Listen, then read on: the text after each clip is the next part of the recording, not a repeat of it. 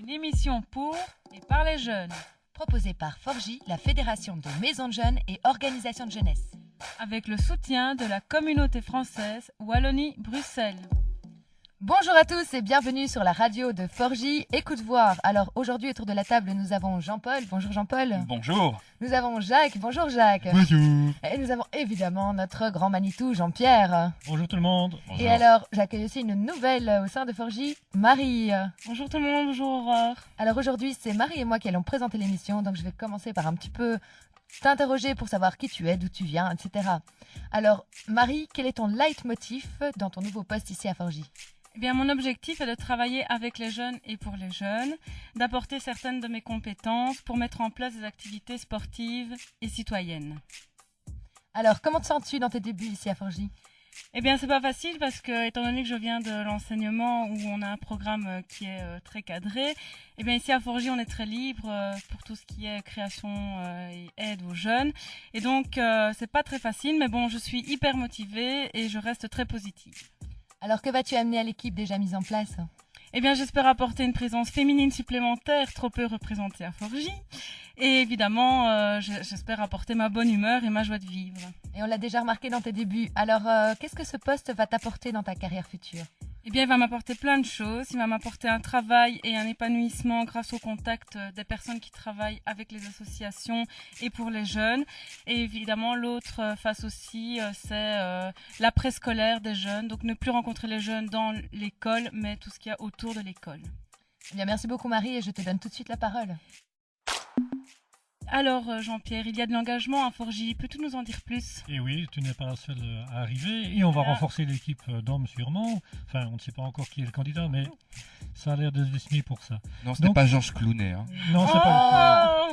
Donc voilà, c'est une expérience pilote. Donc il s'agit pour une fois de sortir du domaine culturel qui est le domaine d'action des maisons de jeunes et d'aller dans l'insertion socio-professionnelle. En clair, les ministres Marcourt et Tarabella sont effrayés de voir que le pourcentage des jeunes ne diminue pas. Les jeunes ne vont pas spontanément passer la porte du forum et donc on a dit on va trouver les jeunes là où ils sont, dans leur lieu de proximité, pourquoi pas les maisons de jeunes, et y amener un opérateur d'insertion qui sera hébergé par chacune des 3 fédérations de la communauté française. En ce qui nous concerne, donc, le travailleur sera hébergé à Marchienne et il y aura pour zone de travail toute la province de Hainaut. Voilà, et donc il va devoir présenter ce que c'est tous les partenaires qui peuvent œuvrer à l'insertion des jeunes dans le monde de l'emploi. Et je profite d'avoir Jean-Pierre sous la main pour lui demander des nouvelles de ce nouveau décret. Alors, est-ce que tu peux nous dire un peu plus Ces nouveaux décrets, tout change, le secteur est en pleine révolution. Donc concrètement, le décret Maison de Jeunes maintenant est passé, donc c'est officiel au moniteur, l'encre n'est pas encore sèche, mais il faut déjà l'appliquer. Donc je conseille à tout le monde d'aller charger le texte, il est aussi sur notre site par ailleurs, puisqu'on suit l'actualité de très près.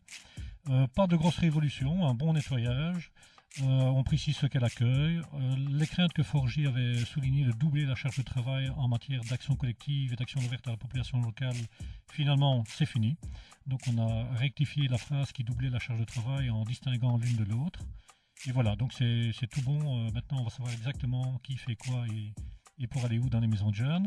En ce qui concerne le décret OJ, on espère, puisque là, ça nous concerne encore plus directement, qu'il y aura le même effort de nettoyage et qu'on pourra, grâce à ça, piloter à vue et peut toujours, notamment au niveau des subsides, de douter sur ce qu'on sera en capacité de recevoir d'une année à l'autre.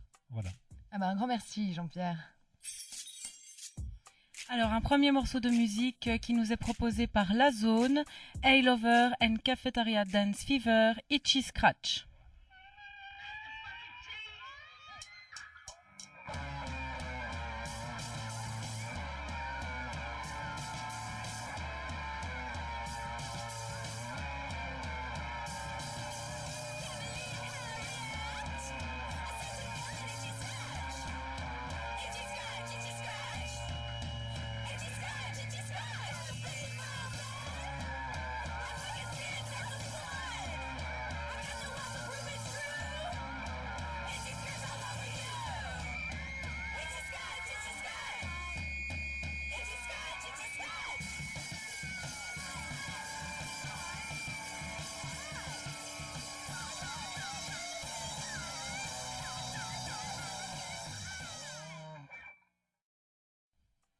voilà, et donc juste après ce morceau musical, nous passons directement à l'interview de la MDA, donc sur leur D4 sur la sécurité routière. Nous avons été, Marie et moi, interroger Madame Ponente, et je vous laisse écouter cette interview.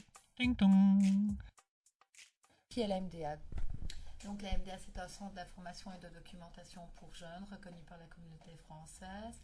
Nous avons un cybercenter riche de 4 ordinateurs avec Internet. Nous avons un espace documentation et des animatrices toujours à votre écoute. Vous avez une question, on essaie de trouver la réponse avec vous. En quoi les jeunes sont-ils concernés par la sécurité routière, justement? Tout d'abord, en parlant des D4, on s'est rendu compte qu'on avait des demandes de plus en plus récurrentes et que parfois une réponse ou une réorientation ne suffisent pas. Et on a décidé de mettre en place un système de D4, 10 jours d'activité sur un sujet bien précis, où des jeunes peuvent s'échanger des idées, débattre, se prêter à certaines activités comme rentrer dans la peau d'un professionnel à travers des vies ma vie. Et voilà, et la sécurité routière, ça concerne tout le monde. Les directeurs d'école nous en ont beaucoup parlé. Les jeunes nous parlent de leurs copains qui ont eu des accidents pendant le week-end, etc. Et donc, au fur et à mesure de toutes ces conversations et de toutes ces demandes, comme je le disais, de plus en plus récurrentes, on a décidé de mettre en place une D4 sur les jeunes et la sécurité routière et la route en général. Quelles sont les activités que vous proposez donc, lors de cette décade? Donc le premier jour, c'est un atelier soins avec comme partenaire la Croix-Rouge. Deuxième jour, 2 activités, une journée sécurité 2 roues avec comme partenaire la Fédémote et une séance d'information sur les métiers de la police avec comme partenaire la police fédérale. Le troisième jour, une séance d'information sur le permis de conduire, donc réactualiser les informations sur le permis de conduire.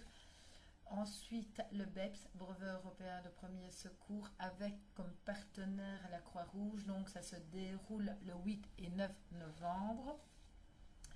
Le 10 novembre, la journée de la sécurité à l'ancienne gare des bus de Gemep, avec comme partenaire l'IBSR, la police fédérale, les polices locales, la Croix-Rouge, différentes assurances, la FEPRABEL et le campus automobile. Ensuite, nous aurons une dédicace de BD en nos locaux à la MDA. Le 12 novembre, visite du campus automobile, public cible, 3 publics cibles, les jeunes demandeurs d'emploi, des jeunes étudiants qui n'ont pas encore choisi leur orientation et qui assisteront à une journée de sensibilisation aux métiers techniques, et des jeunes en phase d'être diplômés ou diplômés qui seraient intéressés par une journée de formation de perfectionnement, par exemple en mécanique automobile de compétition. Ensuite, nous aurons le parcours d'habileté vélo, donner l'occasion aux jeunes de l'enseignement fondamental de se retrouver face à des obstacles qu'ils pourraient rencontrer sur la voie publique. Et le dernier jour, nous aurons une conférence débat avec la police fédérale, avec le témoignage d'un jeune accidenté en fauteuil roulant. Et le soir, nous ferons la fête avec Bob de manière responsable au Millennium. Pour terminer ce reportage, je voulais vous demander quelles seraient les retombées que vous attendez pour cette décade. Les retombées, nous espérons sensibiliser les jeunes à la sécurité routière, les jeunes, leurs parents, leurs amis, leurs familles, sensibiliser le plus de personnes possible, peut-être les conscientiser à un moment donné, tiens, j'ai ma vie en main quand je décide de boire plus que ce que je ne devrais boire. Et voilà, donc c'est aussi répondre à leurs questions en matière d'emploi, parce que c'est bien entendu la sensibilisation à la sécurité routière, mais aussi leur ouvrir certaines portes et peut-être les éclairer sur ce qu'ils ont envie de faire de leur avenir. Alors voilà, c'était donc l'interview de Madame Ponente. Donc je vous invite, si vous voulez plus de renseignements, à téléphoner au 04 234 38 38 ou encore vous pouvez vous informer via mail sur l'adresse mdagemep@hotmail.com.